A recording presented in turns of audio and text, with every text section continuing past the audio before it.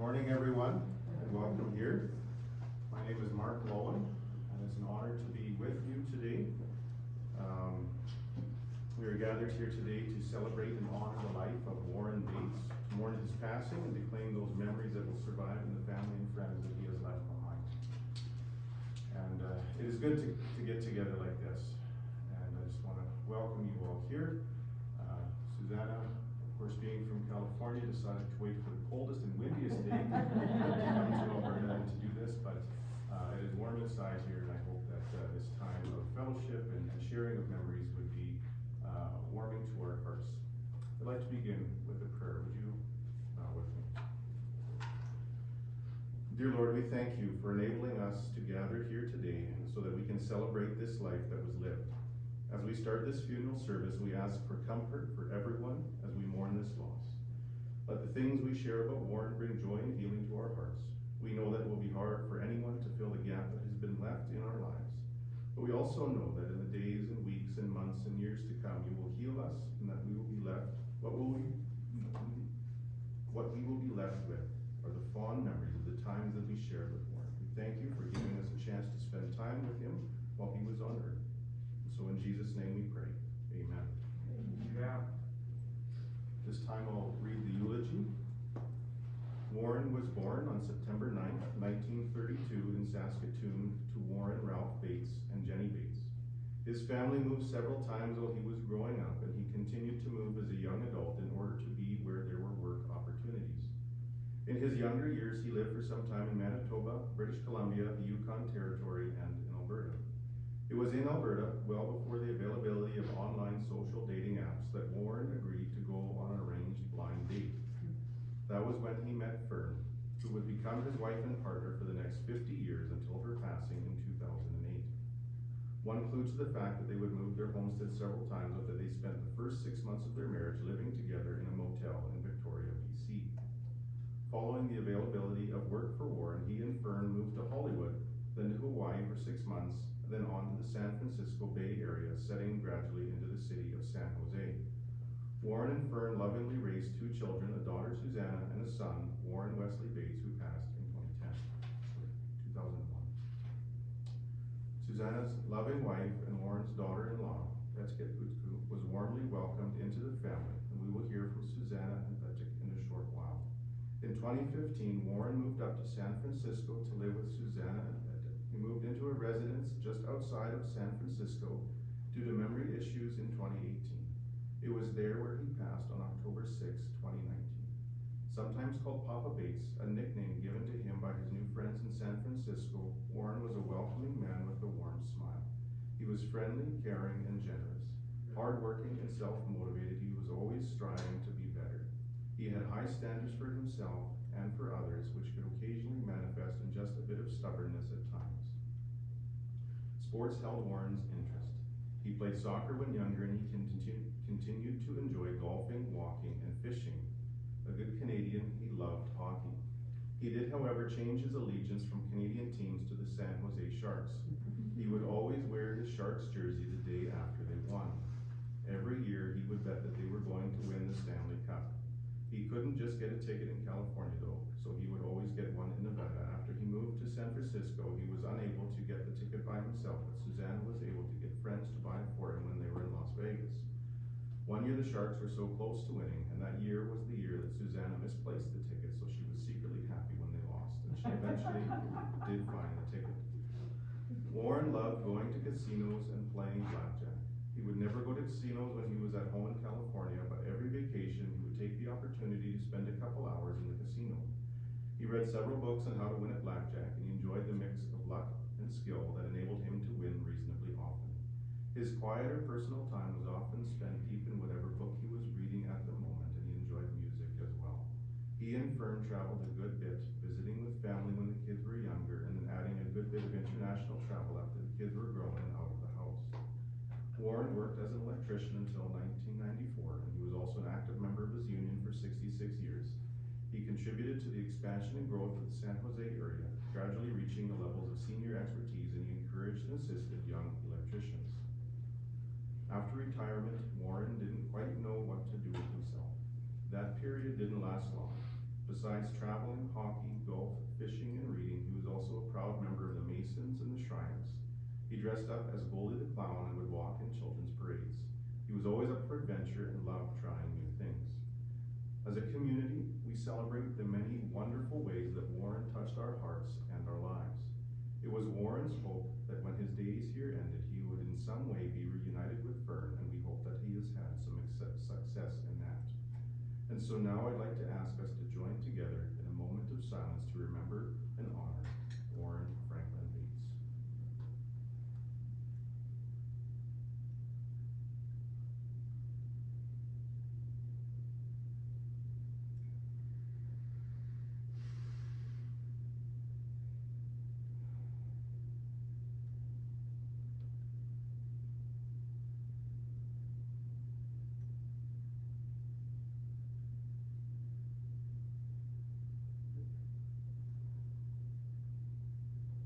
This time, I would like to invite Victor and Corinne to come and to play a song in honor of Warren, the time that he spent with Fern in Hawaii.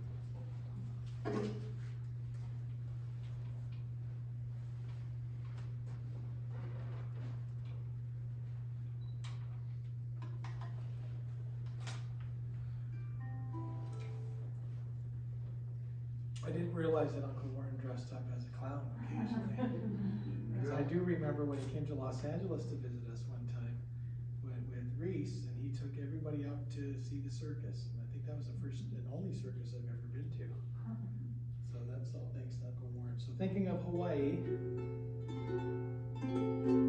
when you see on the lay-by moonlight, you will be in heaven by the sea. Every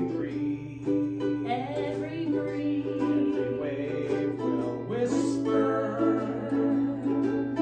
you are mine, don't ever go away. Okay, everybody now.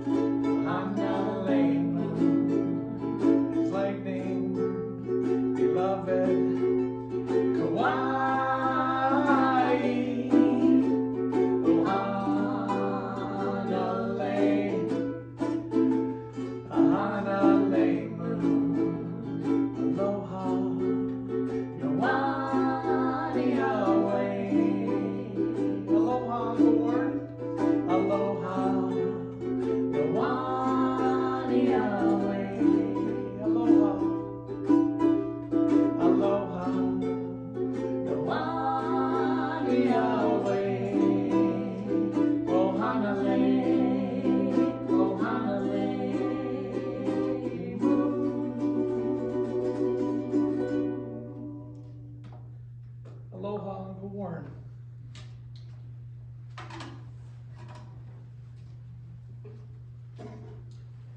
This time now, there'll be some specific people that are going to be coming up to share with us some of their memories of Warren Bates. And then after that, there'll be an open mic time if you'd like to share some of your own memories. But at this time, I'll call upon Warren's daughter, Susanna Bates, then his daughter-in-law, Patrick, close even? That's very close, perfect. You say that's right. And then sister-in-law Lorna will come and read something from her son Reese. And then finally Lindsay Bates. So if you would just come up in that order, thank you.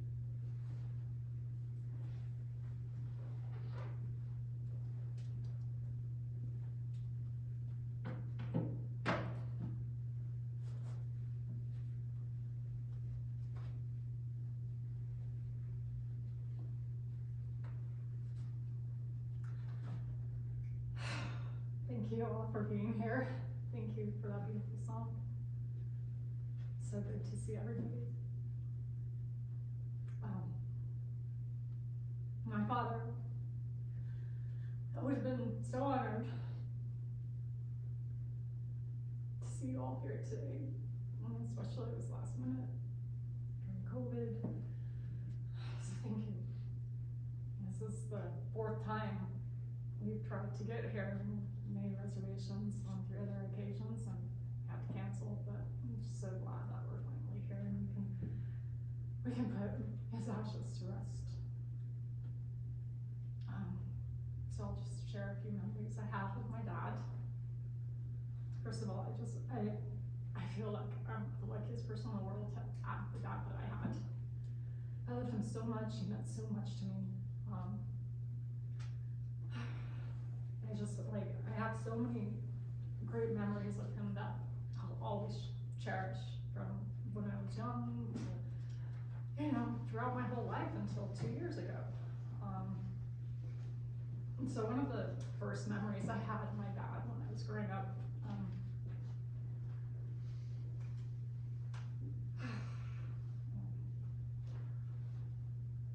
is, well, first of all, I should tell you that my dad and I were so alike.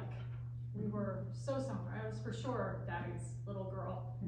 And our mannerisms, our temperament, our love for sports, our love for sweets, we all had that in common.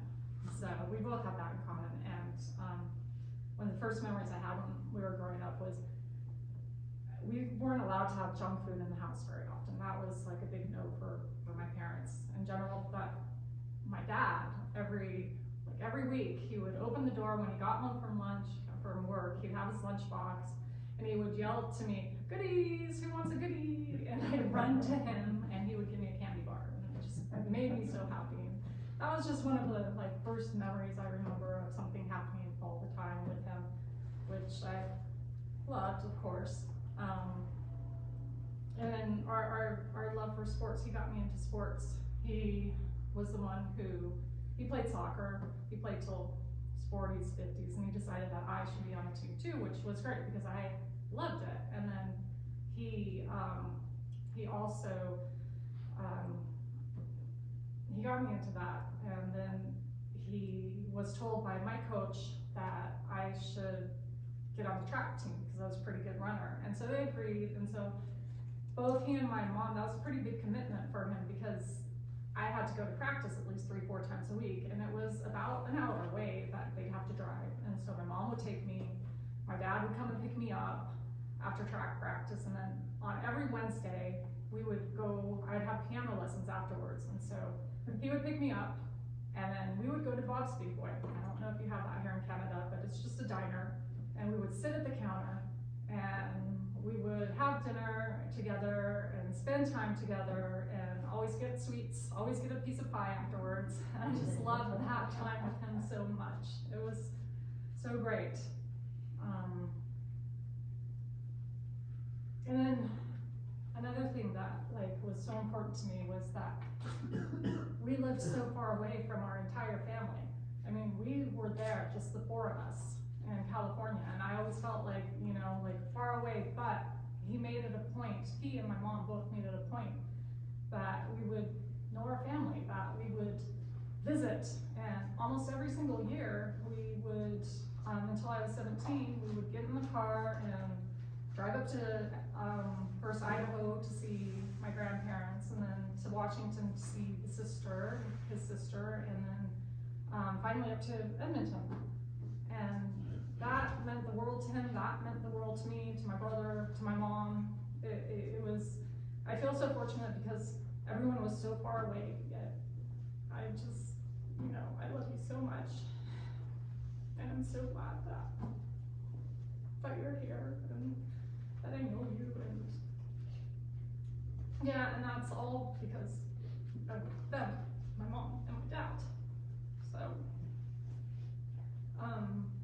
anyway, after I moved out of the house, I moved around a lot. I lived in a lot of different places, but it was finally when I was in New York that cell phones like came out and were common, and that was really helpful because I could be in touch with them all the time. So we would talk a lot on the phone. We would just call each other. We wouldn't even really say much necessarily, but we would just say, hey, how you doing? I love you, bye. And just hearing his voice, and, you know, and my mom's voice, and knowing that they were okay. I'm sure they were happy to know I was okay. It just meant like so much to me because I didn't see them very often during that time. But,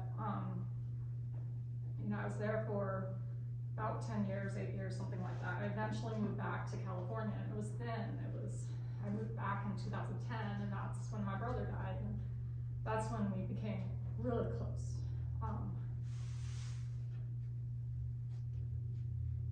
And that's when we needed each other more than ever because, well, we had each other, and I'm just so glad that I was in the Bay Area and that I could be there for him, he could be there for me.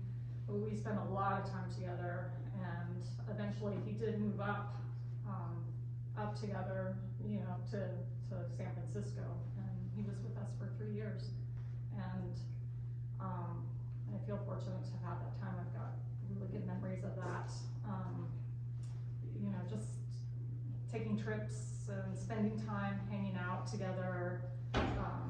He made friends with our friends. It was just really good that I could have those last years with him, being so close to me.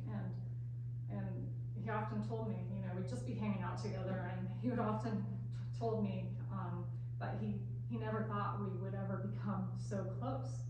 And he often mused about it, and he would say, you know, we're so much alike. You know, your mom and your brother, they were the smart ones, but it's like, okay. But, you know, that was okay because I think that my dad didn't give himself enough credit. You know, he was so smart, and he was so hardworking, and he was always reading, always had a book in his hand, always, you know, up to something, just bettering himself. And I admire that so much about him. And probably the thing that I remember the most about my dad was the love he had for my mother. He loved her so much, and after her death, he would tell people, often, he would tell people that we were married for 50 years, 7 months, 4 days, and 6 hours. He would repeat that often. Mm-hmm. Like, he counted, and he loved her. And they got along really well. They never really argued, but they did have discussions, and I'm sure probably almost everyone here has heard the story about where their main discussion was where their final resting place would be. My dad wanted to be buried in Idaho because it was the most beautiful cemetery he had ever seen, and my other grandparents were buried there. And my mom said, the kids are never gonna visit us there. And that was kind of true. However, we did go there a couple years ago, so maybe not entirely true, but pretty true. And then my mom said, we want to be buried, you know, why not San Jose? The kids will definitely come visit us there. And my dad hated traffic. My dad hated noise. My dad said, no, I cannot be buried near a busy street. And so that was out. And so finally mom said, how about Riley? And that resonated with them both. So thankfully we're able to finally get them together. And it was 50 years, 7 months, 4 days, and 6 hours together in life. Now together for eternity. Rest in peace, Dad. Up there.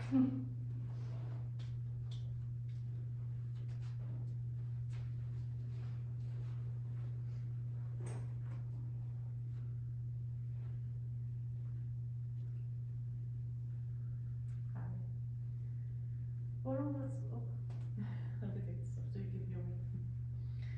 Warren was 87, and he was too young to leave us, because he wanted to be 100 years old.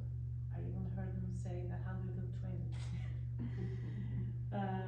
He certainly lived his life to the fullest. I found a book actually in his library saying that how to live to be 100. He truly enjoyed hopping on a hot balloon in Napa, traveling to Canada, or mingling with friends in San Francisco. He was very independent. He enjoyed going to senior center, having day trips to nearby towns. He was determined to live on his own until he was 85.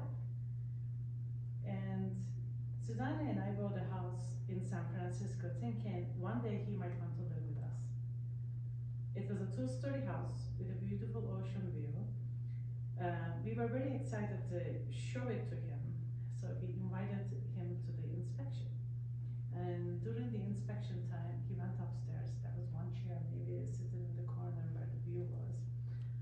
He sat on it, stared at it for maybe at least an hour, and then turned around and I saw a huge grin that is a smile that on his face, and then said, "When am I moving here?" I'm like, wait, you're not 85 yet. Within 2 months, he was living with us. That was a fantastic experience. Early on, he used to get up early in the morning, 6 a.m., and then would meet me in the kitchen making coffee, getting ready for my work. So we used to have coffee and had really great conversations. He used to share with me the memories about, not memories, but just his knowledge about stocks or penny stocks, oil industry. All that stuff that I was learning from him, it was really enjoyable. Then I need to get to work. And so I was like, I'll talk to you later tomorrow morning. So we had really great memories in that house because normally San Francisco is known as the coldest and the foggiest place. Even Mark Twain said that the coldest winter I have ever spent was a summer in San Francisco. Probably Mark Twain never made to Canada, but so that summer was gorgeous. We had no fog. We spent a lot of times in the garden and sitting outside by the fire pit, sharing some stories, and then few beverages. So it was fun, and a lot of laughters. It's unfortunate that his dementia progressed quickly afterwards. In a few years, he moved to the assisted living. Warren was taken to the hospital, and he wasn't doing well. He was in the palliative care.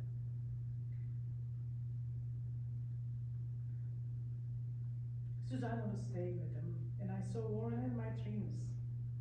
He was outside in the garden,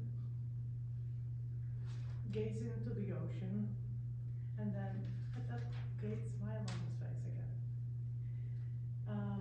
2 hours later, he left this world. The house without Warren was never the same for us. It felt big, it felt not complete anymore. Eventually, we ended up selling it last year. It was very, very hard for Susanna to leave the house because it was a final goodbye to Warren at that point.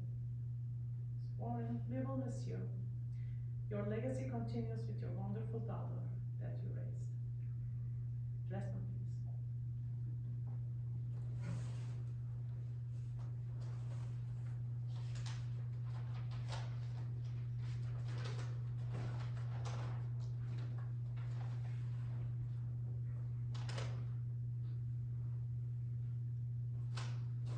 Well,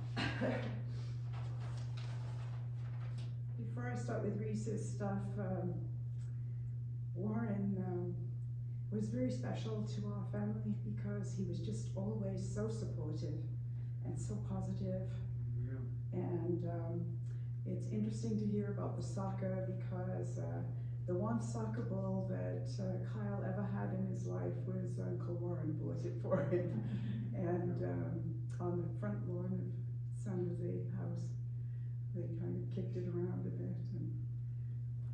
And it was a gift to me that he had that kind of positive attitude towards Kyle being able to use a soccer ball. So anyway, it was a big loss for Reese, and he just wanted me to read out a little message, fairly short.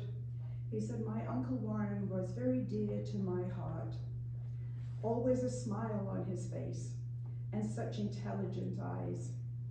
My first ever aeroplane trip was to go to see Fern and Warren in San Jose.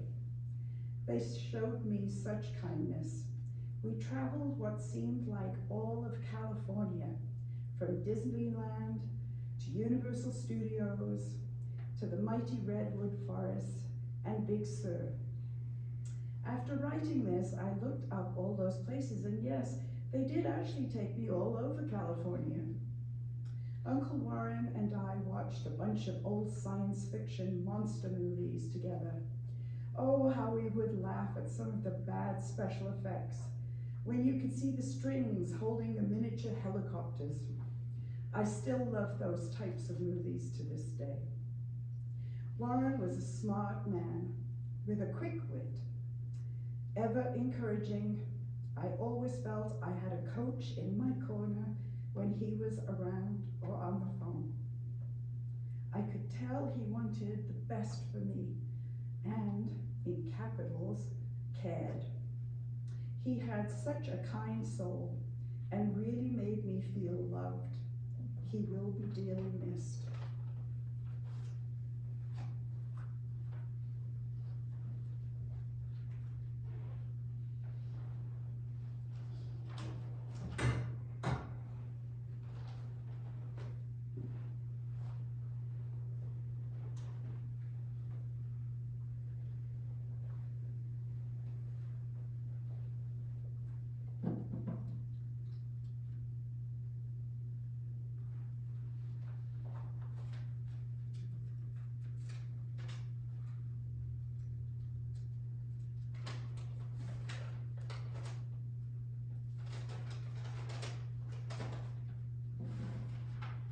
Good morning, everyone.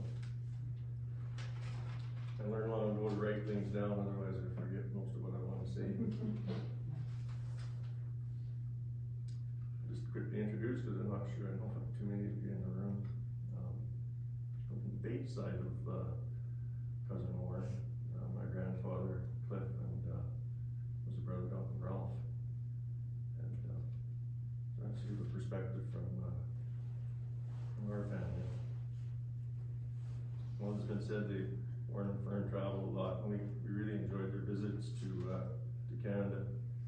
I can speak for everyone in my family that we really appreciated the two family reunions that Warren and Fern put together, one down in Idaho and the other one in Sherwood Park. We remember him as a storyteller. Maybe come by that honestly, because Uncle Ralph could tell a few stories as well. What I do want to talk about, I think, is just a lasting memory that we had with him. It was a 5-day exploration that he probably had mentioned to you in the past about our trip in 2004. Warren joined 6 of us on the Bates side, and we headed up north for a once-in-a-lifetime travel to northern Saskatchewan. And I thought I'd just maybe background a little bit about the trip. In case you're not familiar, in 1953, a lake in northern Saskatchewan was named after Wesley Bates, who was Warren's grandfather, my great-grandfather. And because of his dedication as a pioneer to the formation of the province of Saskatchewan, and in fact, my great-grandfather had moved to Saskatchewan before it was even a province in 1904. I was actually able to get some documentation of his homestead records. I think he showed up with a couple of pigs and a cow from Wisconsin that year before he brought the family up. My dad had always talked about wanting to travel to the lake that had been named after him by the Saskatchewan government, and that never happened before he passed.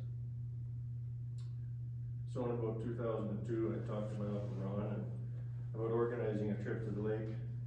He was all in for it, and when he contacted Warren said he was all in for the trip too. The trip to the lake took some time and some planning.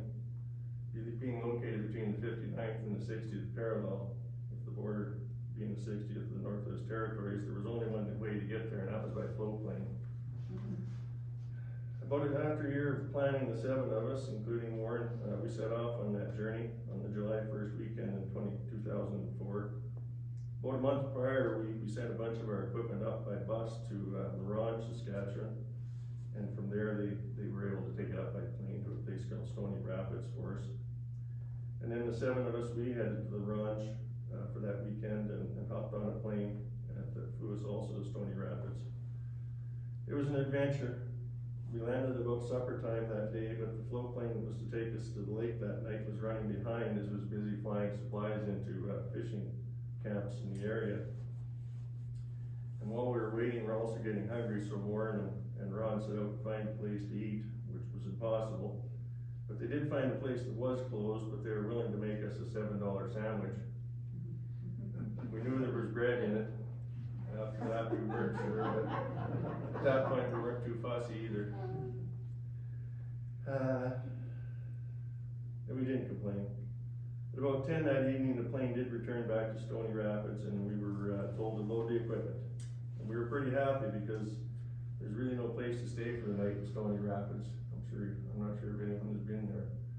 We didn't know what we were going to do as we were waiting on that plane. But luckily, we were in the land of the midnight sun, so it didn't matter. We boarded the plane, and in about half an hour, we got to Base Lake. The pilot, we flew over it a couple times. The pilot wasn't sure if he could land the Twin Otter on it because it was only about a half mile long, but we circled it a couple of times, and we were excited. Then the bush pilot said, screw it, and he just landed. And I remember when he took off, he just cleared the treetops. He backed that plane up on it against the rock bank that we eventually put our plaques on. He held it there with the engines while we unloaded, and in no time he was gone. And once the plane was out of the sight, we realized that we were on our own, and things had best go well because there was no cell phone service. There's camping, there's roughing it, and there's surviving, and I think our trip fit into all three. In hindsight, it was probably similar to what my great-grandfather and Warren's grandfather, Wesley, encountered when he arrived in Canada in 1904. Because other than water, trees, and bugs, there wasn't nothing at the lake except what we brought with us. That meant we had to set up everything and make it so that we could get through the next 5 days. And now that I know he was a soccer player, that makes more sense because being the senior leader on the trip, you would have known it. He dug right in, and Warren contributed in every way.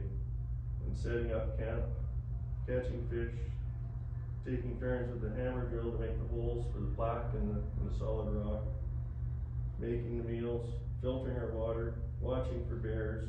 He did it all, and he took his turn. And the whole while, he had that big grin. The whole time we were there. There was little doubt, I think, that the trip meant something to him. I remember about the noise. I remember talking to him about the lack of noise, and he told me that it had been a long time since he'd lived anywhere where he didn't hear the sound of sirens every day. And the constant noise was something he certainly didn't miss.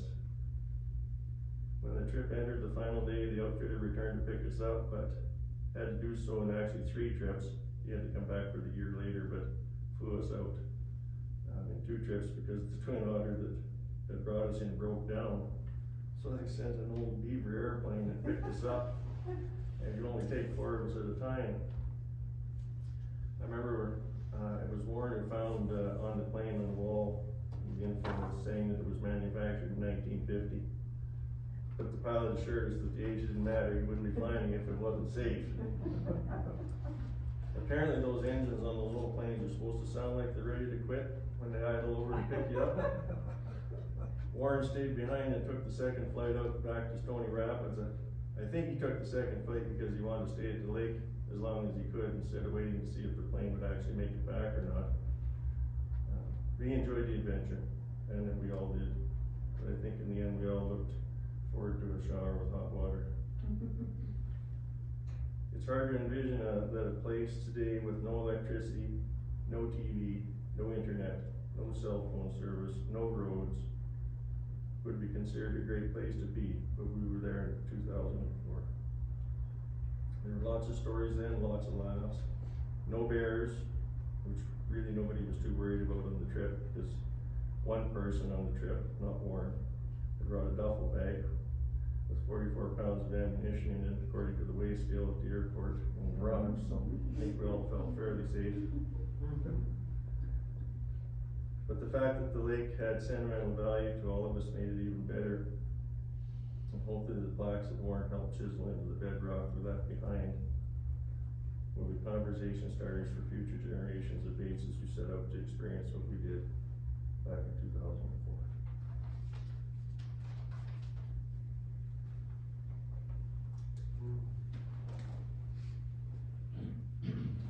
Thank you, all of you, for sharing those memories. I want to open up the time now to anyone who would like to come up and to share some memories. If anyone has any special memories that they would like to share, you can come up at this time.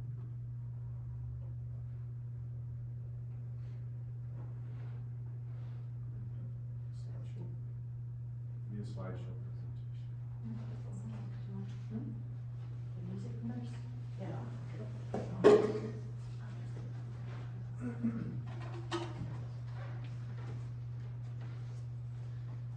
I do have one story that I don't think I've ever told you, Susanna, about your dad.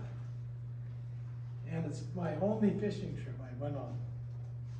Excuse me.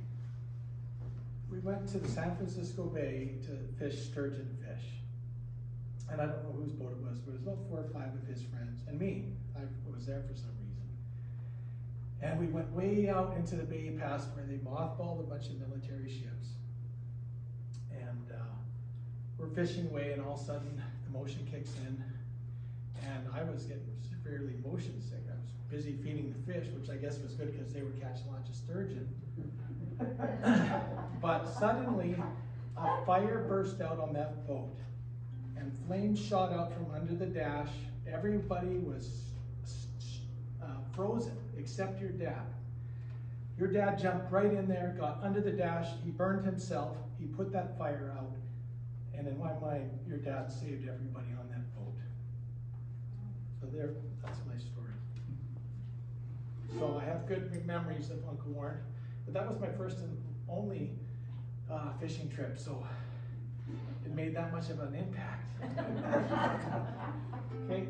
Yeah, well, and we loved Uncle Warren, and it was always great to see your mom and your dad come visit us. And also you and Warren Wesley too, that was really important to us. So, and you're still coming to see us. Oh, and your dad was right. The roads are very quiet by the Riley Cemetery. Okay, I'll play away. Some bad morning, when this life is o'er, I'll fly away to our home on God's celestial shore. Oh, I'll fly away, and I'll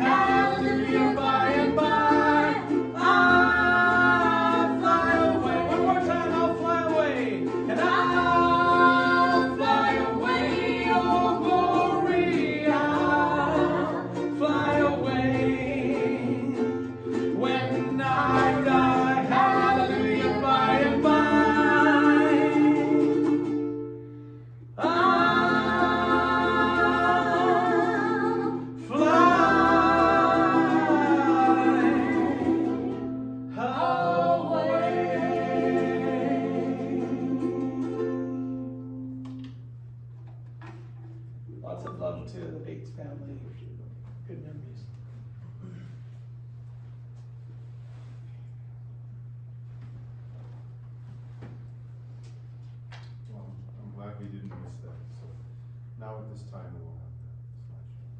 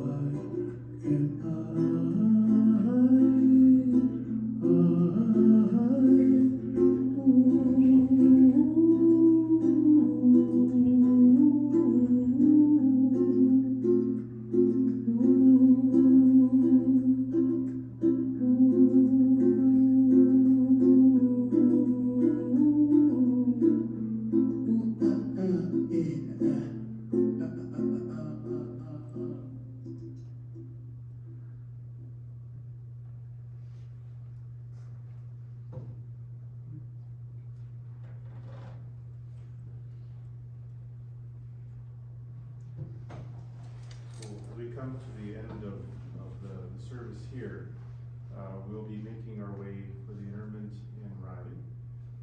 On the way, there is a lunch